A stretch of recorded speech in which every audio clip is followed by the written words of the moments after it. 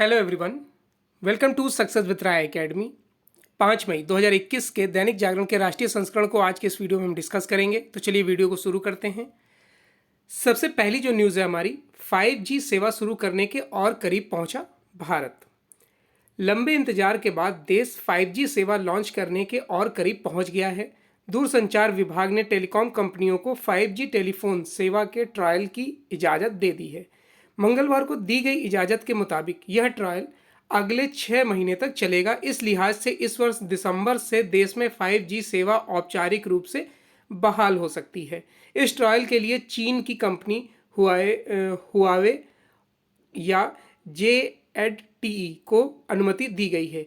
निजी टेलीकॉम कंपनियों भारती एयरटेल, रिलायंस जियो, Vodafone idea के अलावा सरकारी कंपनी महानगर टेलीकॉम निगम लिमिटेड यानी MTNL को 5G ट्रायल की इजाज़त दी गई है। इन कंपनियों ने टेलीकॉम उपकरणों के मूल निर्माताओं के साथ करार किया है, जिन्हें एरिक्सन, नोकिया, सैमसंग और सी डॉट 5G टेक्नोलॉजी मुहैया कराई जाएगी। रिलायंस जियो अपनी खुद की विकसित टेक्नोलॉजी की मदद से ट्रायल में हिस्सा लेगी।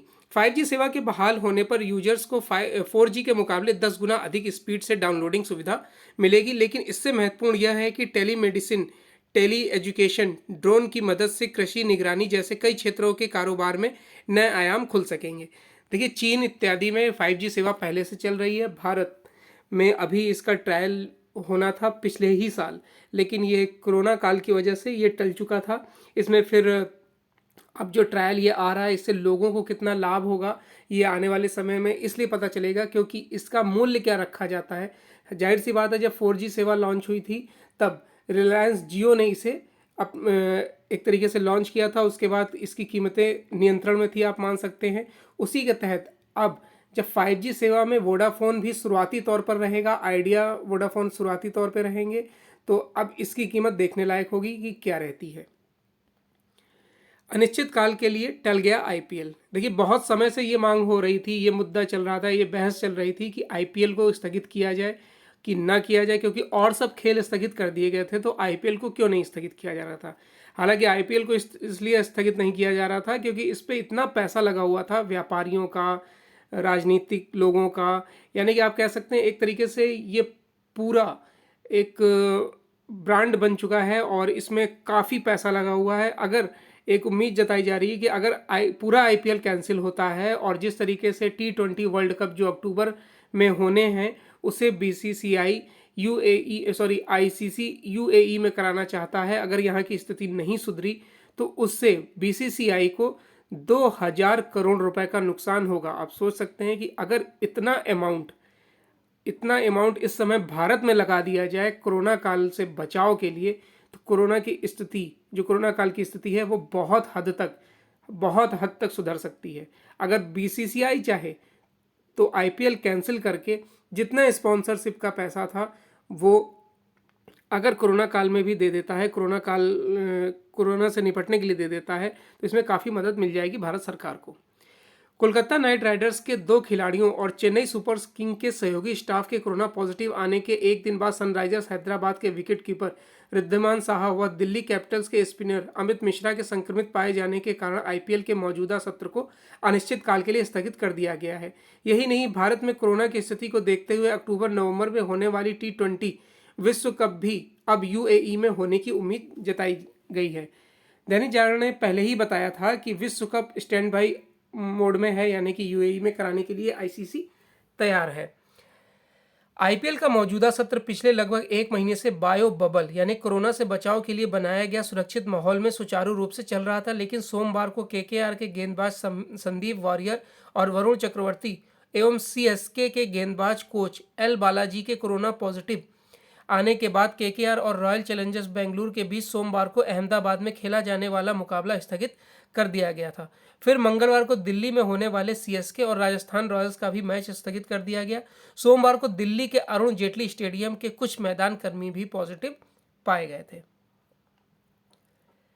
नेक्स्ट न्यूज़ है, केंद्र सरकार लॉकडाउन के पक्ष में नहीं, बिल्कुल होगी भी नहीं, क्योंकि जैसी स्थिति अभी फिलहाल में है उस हिसाब से केंद्र सरकार को अप्रैल में ही लॉकडाउन लगा देना चाहिए था स्टार्टिंग में।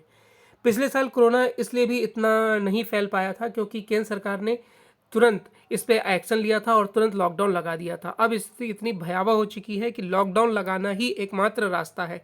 अमेरिका, फ्रांस, यहाँ तक कि जापान भी इंडिया को सलाह दे रहा है कि अब इसे लॉकडाउन लगा देना चाहिए ताकि जो संक्रमण की चेन है उसे तोड़ा जा सके। लेकिन अब भारत सरकार का कहना है कि इससे गरीबी बढ़ेगी। जब लोग जिंदा रहेंगे तभी तो गरीब बनेंगे, जब लोग जिंदा ही नहीं रहेंगे तो गरीबी का क्या मतलब बनता है। पिछले कुछ दिनों से देश में कोरोना के नए मामलों में थोड़ी कमी या स्थिरता के बीच राष्ट्रव्यापी लॉकडाउन की बहस को केंद्र सरकार अनसुनी ही करना चाहेगी।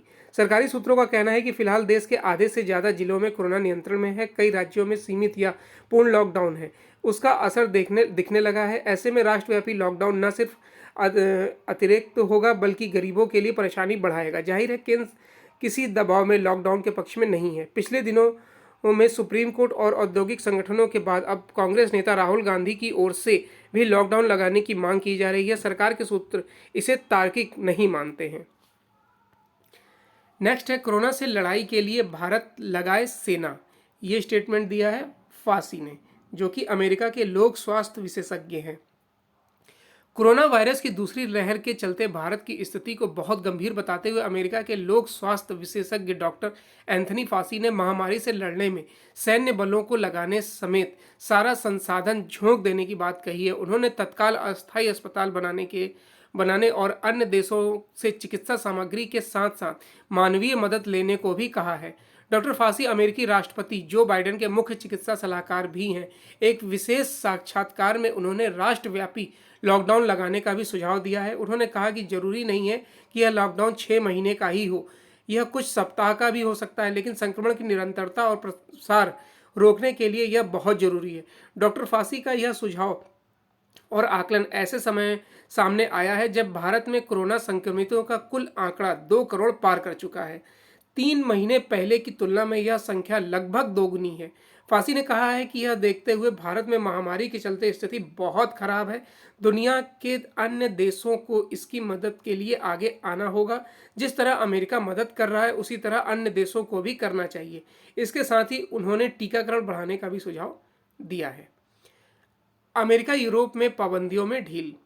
कोरोना महामारी की दूसरी लहर का सामना कर चुके अमेरिका में अब पाबंदियों में ढील मिलना शुरू हो गई है। यूरोप में भी पाबंदियों में राहत देने की तैयारी की जा रही है। ये कदम ऐसे समय में उठाया जा रहा है जब भारत और ब्राजील जैसे देशों में कोरोना का कहर बढ़ गया है। इस बीच दुनिया में बीते 24 घंटे में 7 लाख से ज़्यादा नए संक्रमित पाए गए हैं। करीब 11,000 पीड़ितों की मौत हुई है। अमेरिका में नए मामलों में लगातार गिरावट दर्ज की गई है। देश में गत अक्टूबर के बाद पहली बार रोजाना के नए मामलों में औसतन संख्या 50,000 के नीचे पहुंच गई है। दुनिया में महामारी से सबसे ज़्यादा प्रभावित अमेरिका में अब तक कुल 3 करोड़ 32 लाख से ज़्यादा मामले मिले हैं, जबकि 5,91,000 से अधिक की मौत हुई है। भारत और ब्रिटेन ने 10 वर्षों के रिश्तों का बनाया रोड मैप। देखिए, इस वर्ष जब 26 जनवरी में मुख्य अतिथि के तौर पर ब्रिटेन के प्रधानमंत्री बोरिस जॉनसन को आमंत्रित किया गया था, लेकिन उनके देश में कोरोना की ऐसी स्थिति थी कि उन्होंने आने से मना कर दिया था। और उसके बाद जब अप्रैल लास्ट में यानी 26 अप्रैल को उन्हें आना था तो भारत में ऐसी स्थिति थी कि उन्होंने आने से मना कर दिया। तो अब ये वर्चुअल बैठक हुई थी। कोविड की दूसरी लहर की वजह से भारत और ब्रिटेन के प्रधानमंत्रियों के बीच सीधी व्यक्तिगत स्तर पर शिखर बैठक तो नहीं हुई, लेकिन मंगलवार को जब नरेंद्र मोदी और बोरिस जॉनसन के बीच वर्चुअल शिखर बैठक हुई तो इसका नतीजा कुछ खास रहा। दोनों नेताओं ने भारत व ब्रिटेन के रिश्तों के लिए अगले 10 वर्षों का एक महत्वाकांक्षी रोडमैप तय कर दिया है। यह रोडमैप दोनों देशों के मौजूदा द्विपक्षीय कारोबार को दोगुना करेगा। भारत के पढ़े लिखे व प्रशिक्षित पेशेवरों के लिए ब्रिटेन के दरवाजे और खोलेंगे। दोनों देशों को रणनीतिक तौर पर बेहद करीब लाएगा। स्वास्थ्य शिक्षा में सहयोग को बढ़ाया जाएगा। दोनों देशों की सेनाओं के बीच संपर्क को प्रगाढ़ किया जाएगा और अंतर्राष्ट्रीय स्तर पर एक दूसरे के हितों के बीच ज़्यादा सामंजस्य स्थापित करने की राह खुलेगी। यही वजह है कि ब्रिटिश प्रधानमंत्री जॉनसन ने इस बैठक के बाद दोनों देशों के बीच रिश्तों के नए युग की शुरुआत के तौर पर चिन्हित किया है।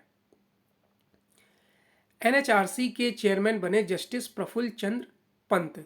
न्यायिक क्षेत्र में उत्तराखंड मूल की शख्सियत को राष्ट्रीय स्तर पर बड़ी जिम्मेदारी मिली है। सुप्रीम कोर्ट व नैनीताल हाईकोर्ट के पूर्व जस्टिस प्रफुल्ल चंद्र पंत को राष्ट्रपति रामनाथ कोविंद ने राष्ट्रीय मानवाधिकार आयोग का चेयरमैन नियुक्त किया है। न्यायमूर्ति पंत आयोग के सदस्य के रूप में 22 अप्रैल 2019 को नियुक्त हुए थे। पंत उत्तराखंड के पहले विधि एवं न्याय सचिव रह चुके हैं। 13 अगस्त 2014 को 29 अगस्त 2017 तक सुप्रीम कोर्ट के न्यायाधीश रहे हैं। उनकी चेयरमैन पद की नियुक्ति 25 अप्रैल से प्रभावी मानी गई है। पिथौरागढ़ जिले के मूल निवासी पंत ने इलाहाबाद विश्वविद्यालय में से स्नातक और लखनऊ विश्वविद्यालय से एलएलबी की उपाधि प्राप्त की है। न्यायमूर्ति पंत ने 1973 में इलाहाबाद उच्च न्यायालय में प्रैक्टिस की है। तीसरी बार बंगाल की मुख्यमंत्री बनेंगी ममता बनर्जी। बंगाल विधानसभा चुनाव में जीत की हैट्रिक लगाने के बाद तृणमूल कांग्रेस प्रमुख ममता बनर्जी बुधवार को राजभवन में सुबह 11:15 बजे तीसरी बार मुख्यमंत्री पद की शपथ लेंगी। कोरोना महामारी के मद्देनजर राजभवन में आयोजित सादा समारोह में मात्र 50 लोग को आमंत्रित किया गया है। आमंत्रित लोगों की सूची में पूर्व मुख्यमंत्री बुद्धदेव भट्टाचार्य से लेकर भाजपा अध्यक्ष दिलीप घोष के साथ और भी इसमें नाम दिए गए हैं। समारोह में विधानसभा के पूर्व अध्यक्ष व नवनिर्वाचित विधायक विमान बनर्जी, चुनाव रणनीतिकार प्रशांत किशोर, सांसद अभिषेक बनर्जी, सुब्रत मुखर्जी जैसे कई लोग को इसमें शामिल किया जाएगा। बायोडीजल युक्त डीजल का उपयोग शुरू। यूज्ड कुकिंग ऑयल यानी खाना पकाने के बाद बच गए अनुपयोगी खाद्य तेल से बने बायोडीजल युक्त डीजल का उपयोग प्रायोगिक स्तर पर मंगलवार से शुरू हो गया। इसका मकसद कच्चा तेल आयात पर निर्भरता घटाना और कार्बन उत्सर्जन में कमी लाना है। भारत में ईंधन के रूप में सबसे ज़्यादा खपत डीजल की ही होती है और इसके लिए भारत आयात पर लगभग 85% तक आश्रित है। अगर कच्चे तेल से निर्मित डीजल में यूज्ड कुकिंग ऑयल से बना डीजल यानी बायोडीजल मिलाया जाए और उसका उपयोग किया जाए तो आयात पर निर्भरता काफ़ी हद तक घटाई जा सकती है। देश की सबसे बड़ी oil marketing company Indian oil corporation के चेयरमैन एस.एम. वैद ने यूज्ड कुकिंग ऑयल यानी यूको मिश्रित डीजल लॉन्च करते हुए कहा कि देश में बायोडीजल का निर्माण वनस्पतिक तेल, जानवरों की चर्बी और यूको से आसानी से हो सकता है। मंगलवार को जिस मिश्रित डीजल को लॉन्च किया गया है उसमें यूको से हासिल 7% बायोडीजल का निर्माण का मिश्रण है। अब आते हैं एडिटोरियल पेज पर। एडिटोरियल पेज में पहला आर्टिकल है बीमारी की तरह नहीं निपट सकते महामारी से, और यह आर्टिकल लिखा है पूर्व राष्ट्रपति एपीजे अब्दुल कलाम के सलाहकार रहे लेखक, कलाम सेंटर के सीईओ हैं सृजनपाल सिंह। अप्रैल की शुरुआत तक भारत कोरोना वायरस के खिलाफ अपनी लड़ाई को लेकर आश्वस्त था। कई विदेशी जानकारों ने बताया था कि कैसे सितंबर-अक्टूबर 2020 की दूसरी लहर में भारत ने अपने आप को सुरक्षित रखा, मगर लगता है कि हमने चीन से निकले इस कोरोना वायरस की परिस्थितियों के अनुसार म्यूटेशन की क्षमता को नज़रअंदाज कर दिया। ब्रिटिश स्ट्रेन और कैलिफोर्निया स्ट्रेन को मिलाकर डबल म्यूटेंट का जन्म हुआ और यही भारतीय म्यूटेंट है जो देश को तेजी से अपनी चपेट में ले रहा है। यह म्यूटेंट अब तक ज्ञात किसी भी म्यूटेंट से सबसे तेजी से फैलने वाला है। इससे हमारी स्वास्थ्य सेवा प्रणाली की क्षमता, हमारे प्रशासन और कम समय में निर्णय कदम उठाने के हमारे संकल्प की कड़ी परीक्षा ली है। आज भारत कोरोना वायरस से निपटने की एक मिसाल वाले देश से अब इससे गंभीर रूप से ज्वलंत उदाहरण बन गया है। अब देखिए आर्टिकल में ये लिखा जा रहा है कि उदाहरण तो कभी रहा ही नहीं। इसलिए नहीं रहा क्योंकि कोरोना के केस कभी भी कम हुए ही नहीं, हमेशा आते रहे। अब हालांकि जब 3.5 लाख से ऊपर रोजाना केस मिल रहे हैं, आप समझ सकते हैं कि पूरी दुनिया में 7 लाख केस रोजाना यानी 24 घंटे में 7 लाख केस मिल रहे हैं, उसमें 3.5 लाख केस सिर्फ इंडिया के हैं। यानी पूरी दुनिया में आधे केसेस इंडिया में निकल रहे हैं। 11,000 लोगों की मौत हो रही है, जिसमें 3,500 से ज़्यादा भारत में हैं मरने वाले। तो आप समझ सकते हैं कि भारत की स्थिति क्या है। इसलिए इस लिहाज से ये कतई नहीं कहा जा सकता है कि भारत ने कोरोना वायरस को कंट्रोल में करके रखा था। सबसे पहले हमें कोविड संक्रमण के डाटा आधारित निर्णय लेने पर भारी निवेश करना होगा। हमें तेजी के साथ भारत के कोने कोने से डाटा जुटाने होंगे और डाटा के ट्रेंड के आधार पर सही निर्णय लेने होंगे। हालांकि सृजनपाल सिंह कह रहे हैं कि डेटा लेना होगा, लेकिन क्या ये सही समय है डेटा लेने का? हालांकि स्थिति ऐसी है कि अब भी अगर आप डेटा लेने जाएंगे तो कम से कम आपको इसमें 6 महीने का समय लग जाएगा। 6 महीने का मतलब है कि कम से कम आप समझ सकते हैं कि 10 से 20 लाख लोगों की मृत्यु इस कोरोना वायरस से हो चुकी होगी। कई अमीर देशों के विपरीत भारत ने शुरुआत में वैक्सीन शोध में निवेश न कर चूक कर दी। अब हमें अपने निवेश को इस प्रकार करना होगा कि हमें नए शोध का फायदा जल्द मिल सके। तीसरा, हम कोविड सरीखी महामारी से किसी दूसरी बीमारी की तरह नहीं निपट सकते। इससे निपटना युद्ध लड़ने जैसा होता है, जिसके लिए जबरदस्त तेजी और समन्वय की जरूरत होती है। भारत को संक्रमण रोगों से निपटने के लिए मिशन मोड वाला एक अलग विभाग बनाना होगा। यह महज स्वास्थ्य मंत्रालय तक सीमित नहीं रह सकता है, बल्कि इसमें रक्षा, वाणिज्य और गृह मंत्रालय को भी शामिल करना होगा, जिनके पास सेना की तेजी से इकट्ठा करने, आपातकालीन धन देने, आंकड़ों तक पहुंचना, जिला अधिकारियों पर नियंत्रण, पुलिस व्यवस्था, खरीद और सामान की आपूर्ति की शक्ति होनी चाहिए। त्वरित फैसले तभी संभव है जब सर्वोच्च नेतृत्व को महामारी से निपटने के विज्ञान की समझ हो। निर्णय लेने की जिम्मेदारी केंद्र सरकार की ही होनी चाहिए, वह राज्यों को नहीं सौंपी जा सकती। यही बड़ा अंतर है कि हमने पहली लहर को कैसे संभाला और दूसरी लहर में विफल हो गए। पांचवा, एक वैश्विक महामारी पूरी मानवता की समस्या है, इसमें किसी एक देश को अलग नहीं रखा जा सकता। चीन के वुहान शहर में जो हुआ वह 2 महीने के भीतर सभी देशों तक पहुंच गया। अब जो भारत में हो रहा है उसे यदि रोका नहीं गया तो वह पूरी दुनिया में फैल जाएगा। भारत एक वैश्विक शक्ति है। हम वर्ल्ड हेल्थ असेंबली इंटरनेशनल का नेतृत्व करते हैं, किसी के भी मुकाबले ज़्यादा वैक्सीन बनाते हैं। इस कारण दुनिया की कूटनीति पर हमारा दबदबा है। भारत को डाटा शेयरिंग, शोध में सहयोग और अलग अलग देशों के बीच लोगों की सहायता वाला एक वैश्विक सहयोग नेटवर्क बनाना चाहिए। इसके साथ ही भारत को स्पष्ट लक्ष्य तय करने होंगे। दीपावली तक 50% आबादी का पूर्ण टीकाकरण करना होगा। इसका मतलब होगा कि हर महीने 20 करोड़ डोज, और अभी के मुकाबले 2.5 गुना अधिक रफ्तार से हम ऐसा कर सकते हैं। नेक्स्ट आर्टिकल है, खेला होबे के बाद खून खराबा।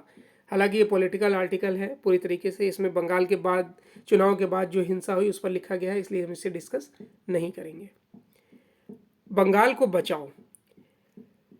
यह देखना बेहद शर्मनाक भी है और चिंताजनक भी कि पश्चिम बंगाल में लगातार तीसरी बार जीत हासिल करने के बाद अब तृणमूल कांग्रेस को शासन संचालन के मामले में एक नई इबारत लिखने का काम करना चाहिए था। तब वह राजनीतिक विरोधियों के दमन पर आमादा है। बंगाल की बेलगाम राजनीतिक हिंसा राज्य के साथ राष्ट्र को भी शर्मिंदा करने वाली है। यह हिंसा कितनी भीषण है इसका पता इससे चलता है कि जहां प्रधानमंत्री को राज्यपाल से बात करनी पड़ी और भाजपा अध्यक्ष को आनन फानन कोलकाता रवाना होना पड़ा, वहीं राज्य के हालात से चिंतित कुछ लोगों को सुप्रीम कोर्ट का दरवाजा खटखटाना पड़ा। बंगाल की राजनीतिक हिंसा से चुनाव आयोग का वह फैसला सही साबित हुआ जिसके तहत उसने राज्य के में 8 चरणों में मतदान कराया। चुनाव बाद बंगाल में जो कुछ हो रहा है वह घोर अलोकतांत्रिक और सभ्य समाज को लज्जित करने वाला है, लेकिन शायद ममता बनर्जी के नेतृत्व में बंगाल अपनी पुरानी राजनीतिक कुसंस्कृति का परित्याग करने को तैयार नहीं है। तो ये आज का 5 मई 2021 का दैनिक जागरण का राष्ट्रीय संस्करण था। आई होप आपको वीडियो अच्छा लगा होगा। अगर आपको वीडियो अच्छा लगा तो लाइक और शेयर कर दीजिएगा। वीडियो देखने के लिए धन्यवाद।